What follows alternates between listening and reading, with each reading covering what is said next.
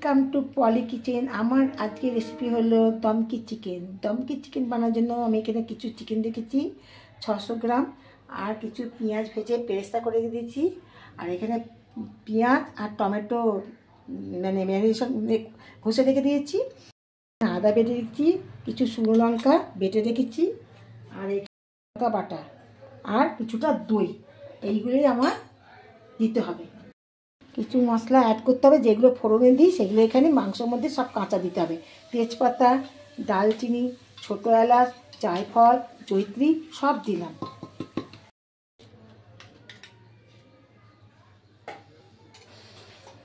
শুকনো লঙ্কা বাটা দেবো একটুখানি কালারের জন্য বা ঝালের জন্য। কাঁচা লঙ্কাটা আছে, এটা টেস্টের জন্য দিচ্ছি, কাঁচা লঙ্কাটাও ঝাল হবে, এই জন্য শুকনো লঙ্কা একটু কম দিচ্ছি। এখানে আমি 1 চামচের বেশি বা 1.5 চামচ দিয়ে দিলাম।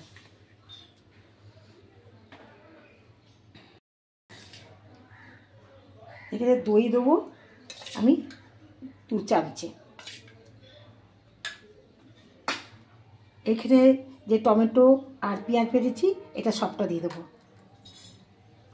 এটা সবটা দিয়ে দেবো। কিছু পেঁয়াজ বাটা দিতে হবে, কিছু পেঁয়াজ ভাজা দিতে হবে। এটা আমি সবটা এখানে দিয়ে দেবো, শুধু পেঁয়াজ ভাজা তেলটা।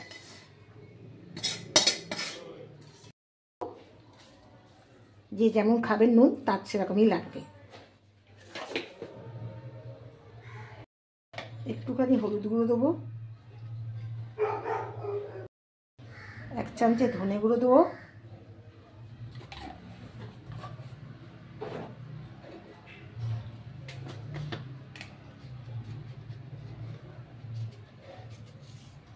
1 চামচে জিরে গুঁড়ো দেবো।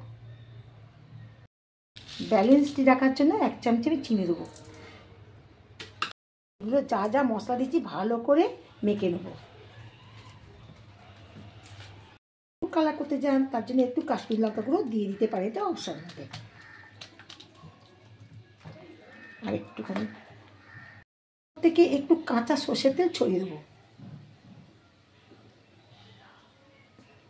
এই ম্যারিনেশনটা আপনারা অন্তত পক্ষে 8 ঘন্টা রাখবেন। 1 ঘন্টা রাখলেও কিছু হবে না, কিন্তু 8 ঘন্টা রাখতেই হবে। ম্যারিনেশন আমার 8 ঘন্টার মতো বসেছিলো। আমি কড়ার মধ্যে দিয়ে দেবো। একটা ডেচকি হলে খুব ভালো হতো, সেটা তো আমার নেই, আমি কড়ার মধ্যেই দম। এই কড়াটা গামলাটা ম্যারিনেশন করেছিলাম, এটা ধুয়ে দিয়ে দেবো। আরও পরিমাণে জল কিছু দেবো, দমে হবে তো জলটা সেই বুঝে দিতে হবে। দেখুন এইভাবে রেখে একদম আঁচটা একদম মিডিয়াম টু লোয়ে রেখে দেবেন, খুব ফুল স্পিডে দেবেন না।